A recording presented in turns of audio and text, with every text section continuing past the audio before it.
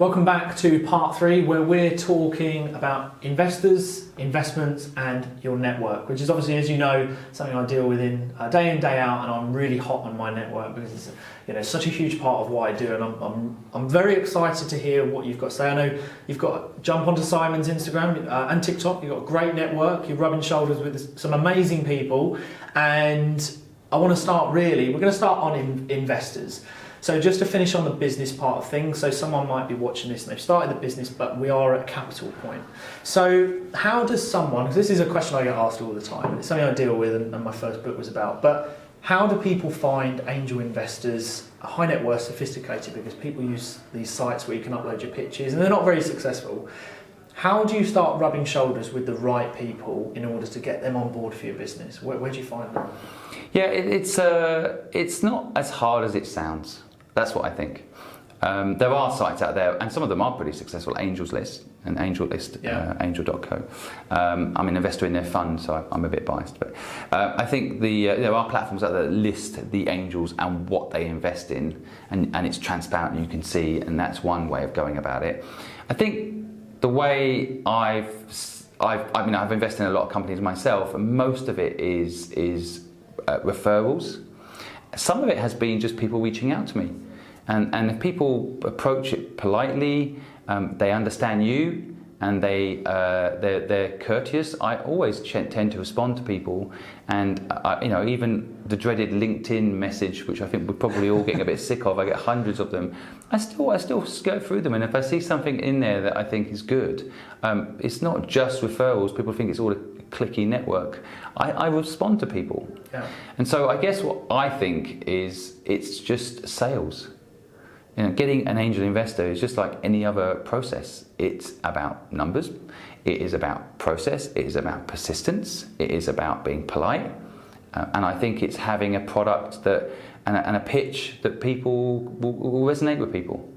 When you start doing Dear Sir, or you start just kind of mass producing because you're lazy, you will have very low uptake. Yeah. But if you make the effort and do your research, I find that it's not that hard. And the other side of it is, and I've had this experience even with what I'm doing now, I get approached people all the time wanting to invest in what I'm doing. And I'm not even asking for investment. Yeah. So, and I think the first interview, I'm not a fan of Facebook, but the story is interesting, isn't it? Because there's lots to be learned from it. But Mark Zuckerberg's first interview after he just raised $15 million for his student website was like, so how did you do that? And he went, they approached us. I'm busy building the product. Yeah. They just walked in and said, do you want some money? And we said, okay, sure. So it's not, I'm not saying nowadays, institutional investment is a lot of boxes to be ticked, but also remember there's a lot of capital sitting out there with very low interest. So there is a lot of people that will invest in you, and I think if you just build something good, the money will find you. That being said, you've got to plan out your cash flow carefully. You have got to think about what you need to invest in to stay competitive, and yes, there might be a need to raise money. I just invested in a company yesterday. Confirmed to invest in a company yesterday, and it's basically someone that I met a year ago on Clubhouse. So it is not even a year ago. Come to think of it, November. What are we now? So it's something I think I'm finding I can build relationships on social media, especially even voice, connected stuff. And so I feel like relationships can be made in many different ways, and you've just got to put yourself out there a bit. And I invested in this person because I believe in their product, and I believe in them. Yeah. And so that's a new relationship. It's not like one of my past investments that referred someone, or it's not a referral network. It's no special click. And I think it's just I think that's the way the world is now. That's what's exciting about things like voice social. You can actually get to know someone. Amazing. Yeah. Takeaways. Please just note everything that Simon said, and I think we connected over voice messages anyway. I think when we first maybe connected. Yeah. Okay, all right. It was Instagram. I think it was. I think it was voice we ended up speaking. So I just want to touch on something there that you just said. Is I see this all the time. There is money sitting everywhere. It's something I deal with day in, day out. And one of my investors this morning has a huge amount of money to invest. And the difference really is, and I've said this before in other videos, is that personal touch. There are people who mass bombard on LinkedIn. And when I deal with people on LinkedIn who are looking to connect with high net worths, I always try and take away that that mass template of sending it out to 100 people, that generic, where we open it up and you just flick past, and go more personal and take time. And then I always find that where people go, there's no investors about, is the ones that rushed and did it on a mass scale template. Whereas the people that are willing to build that relationship over a few months, take time to get to know them, lo and behold, that investor they've been talking to has 3-4 million to invest, or some capital there. So take your time and re-watch what Simon said, because I don't need to say anymore. I agree with everything you said. So I want to move on to investments now. We've touched on very much on business stuff, how to raise capital, rub shoulders. What investments? Everything is instant now. eToro, Trading 212. There are so many platforms.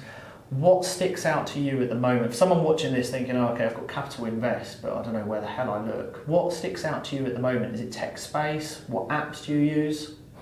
Yeah, I'm going to say something that isn't maybe typical, because I believe people, I have this a lot on TikTok. People say, I've got £50,000 or £10,000, whatever, what should I invest in? And first of all, I say I'm not a financial advisor, right? Because I'm not here, I can't, it's all a risk, okay? But I think the biggest thing people don't invest in is themselves. Mm-hmm. People are so busy looking at external ways to make money, they're not relying on themselves that make money. And so I always look at people when they're looking to invest and I say, okay, do you like your job? 9 times out of 10, they say no. I'm like, so you don't like what you spend majority of your life doing. Why don't you invest in changing that? Yeah. I've got a hobby. I said, you've got a hobby? And they say, yes. I'm like, why don't you invest in making your hobby a business? Oh, it will never make money. What is it? Painting. Do you know how many people have actually made money in painting? Yeah. You think Banksy, if he said, oh, painting, I'm not going to make a living out of that. You've got to invest in what you love.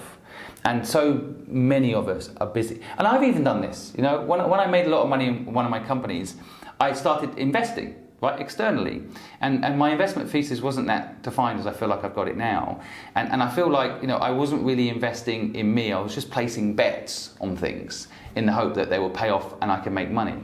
But that's not the right way to invest. I think the right way to invest is invest in things that matter to you, where you can have an influence. Right? So I think first thing you can do is invest in your own thing. Invest in your own businesses and make them better. Yeah. And I remember one month in one of my companies, we made just a one-off profit of £100,000, and we're like, myself and my business partner were like, we'll just split that 50-50, it's 50 grand, small house up north, okay, we'll just do that. And we're like, no, we're going to buy comfortable chairs for everybody in the office. We bought Herman Miller chairs for everybody, right? And that's kind of what I'm talking about. It sounds silly, but we invested in the business. We didn't take the money out and go buy a little house and rent it out. Yeah. We said, why don't we put the money back into the business and make everybody in the business have a comfortable life, a nice seat to sit on and their back's not getting damaged. Work harder. Yeah, and it sounds silly to go out and spend, I think £78,000 on chairs or whatever we spent at the time, but it was a good investment. It created the culture. It showed that we were serious about the business. We weren't just there to take money out from the people that were working hard in the business. Do you know, it's so funny. I know someone who's done exactly the same with chairs. And actually, obviously, you've interviewed Ben Francis. I think I watched one of his YouTube where he was buying these new chairs. So everyone, when they go in, they sit down. And that's such a thing. If you're in an office, you sit excited. Yeah, and it's almost like your own office space, and you want to pick up that phone and hustle. And so, totally agree with that. With investments now, you just said it, and this is something really important, is that you said about self-education.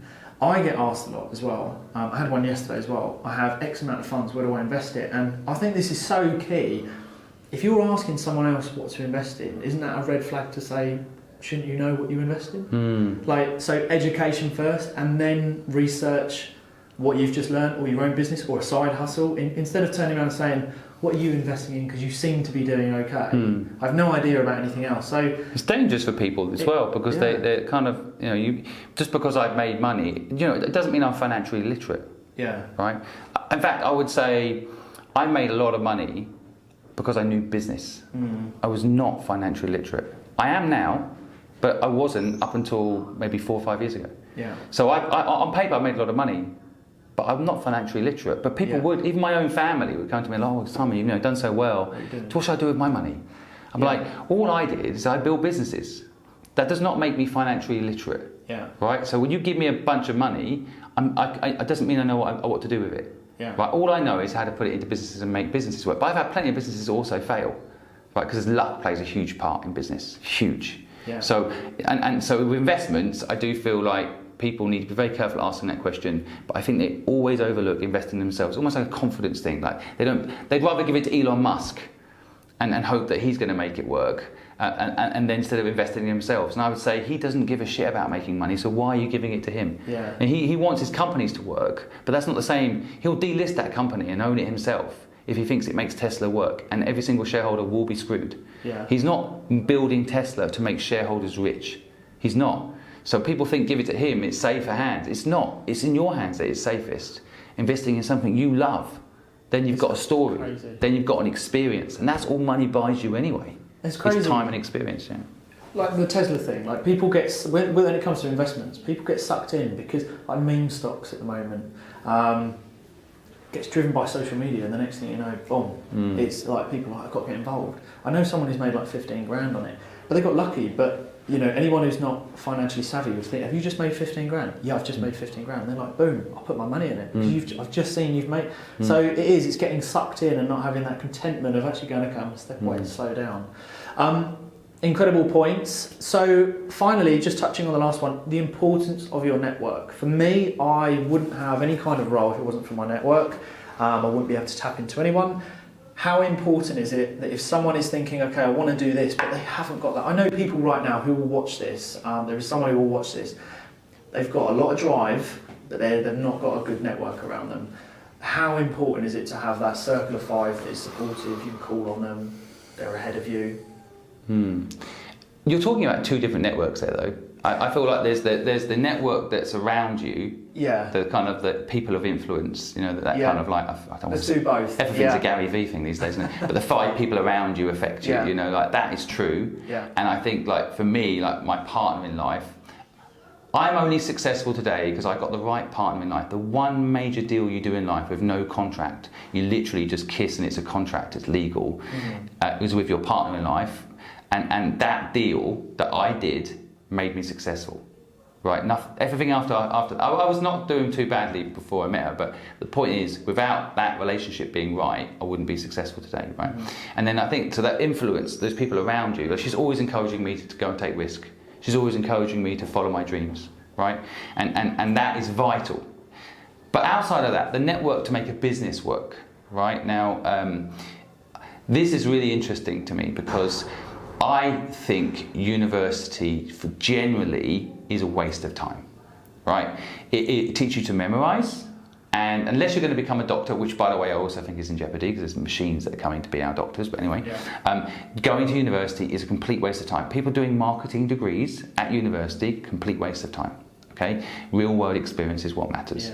And a lot of people will say to me, oh, but Simon, the network I got at university, right? I'm like, okay, what network did you get? Let's just break that down for a minute, And all they really mean is they went there and that's what they made friends, that's great. But I left school at 15, right? And what I did is I built a network around the business. Okay, so that to me made a lot more sense. So I hired people that built my network within the business. I met people in the industry that were connected to my business, and I built it from scratch, and it was fresh and it was real. And it wasn't because I went to school at Eton with the right person that I got the contract for Cambridge Council to take care of their gardens. I got it because we were the best in the business and that we were reasonably priced and did a good job and we did things right. And so I don't want to win work because I went to school with someone at Eton. You know, that is not a sustainable business model. And so I would argue, you know, that network can be built from scratch. So anyone listening, to your point, anyone listening doesn't have a network, it does not stop you. What might stop you is if you're lazy. Or you can't be bothered to build it, or you don't want to make the effort, or you don't have that skill, bring someone in that does, right? But I do think, you know, again, on all these social media apps like now, when you're in these high profile rooms, people will say, your network is your net worth. And I kind of want to throw up because that's not really the point. I'm not in the business of building a network to make money off people. I'm in the business of building a network to make things that I do work. Right?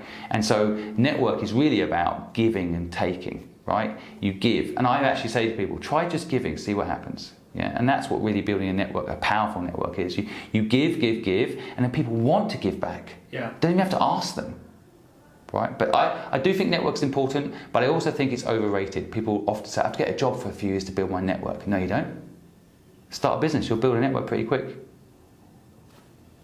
Do you know, it's so funny, what were we talking about earlier? I'm going to talk to Sile off camera here, about giving more than you get, and you know, if you can't offer that, you know, if you can't offer that person something more than they've already got, well, find something that makes them like you, likability, build a relationship, but something that you can offer back, because this is a huge thing that I've been speaking about, and actually there might be some people that will watch this video, and I always say, what do you offer someone that has everything? Well, you've got to find something, a way of giving it back. It's got to be a two-way street. So agree with that. Again, re-watch all of that to really let that sink in. That is the final part of part 3 with Simon Squibb. Simon, where can people check you out across social medias? I've got a website, simonsquibb.com. You can also go to thepurposefulproject.com if you want any help to start or grow your business. We help entrepreneurs for free. So just visit our website. Of course, we're on every single social media platform you can think of. And if we're not on one you know of, let me know. Awesome. Well, thank you so much for coming onto my channel. Huge learning part for me as well. And until the next video, I'll see you all very soon.